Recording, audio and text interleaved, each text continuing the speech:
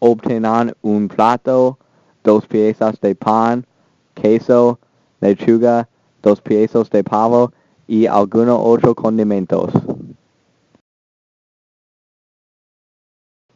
Laven sus manos. Sequen sus manos. Añadan la lechuga en una pieza de pan.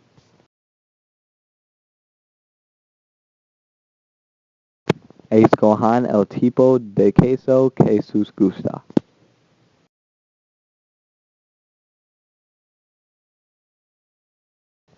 Pongan el queso en la lechuga.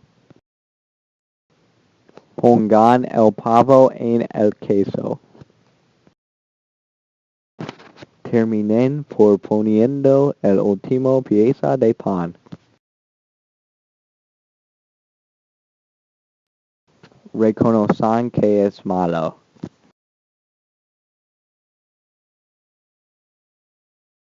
Póntenlo encima y denlo al perro.